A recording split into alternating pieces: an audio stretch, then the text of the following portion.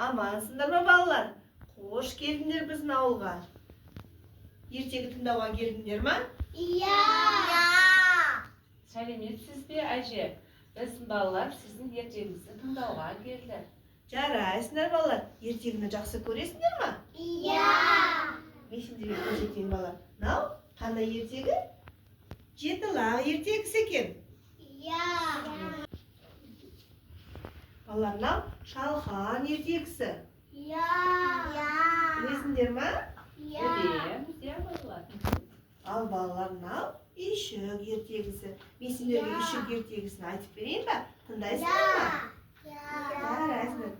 Бір орманда бір үйшік болыпты. Үйшікте ешкім тұрмайды екен. Орманнан тышқан жүгіріп жатыр екен. Пи-пи-пи-пи-пи-пи-пи. Бұл үйшікте кім тұрады дейді. Үйшік жауап бермейді. Күшті болды ғой, бұл үйшікке өзім тұрып алайын дейді. Үйшікке кіріп алар тышқан. Бір кезде мама дейді. Жарайды, сөйтіп тышқанмен бақа бірге тұра бастайды. Бір кезде орманда қорқақ қоян жүгіріп кетеді.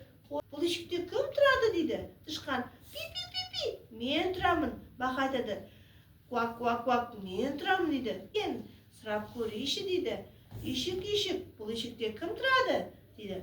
Тышқан айтады. Пи-пи-пи, мен тышқанмын дейді. Бақа айтады.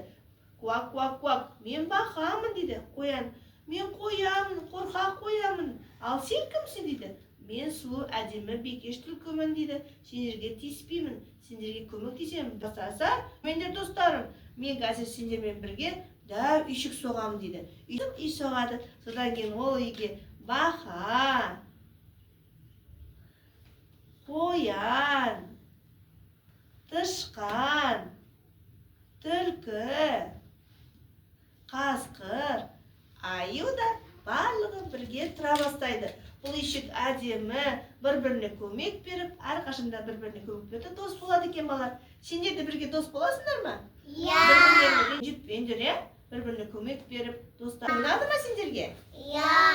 Жарайсыңдар. Әжесі, рахмет әжесі сізге. Біздің балаларға сіздің ертегіңіз ұнапты, иә балалар? Әрқашанда бір-бірімізбен дос болып, бір-бірімізге мейірімді болып, иә достарымызбен ақылды болып жүрейік. Тағы да маған қонаққа келіп тұрыңдар. Ертегімді тыңдауға, жарай ма балалар?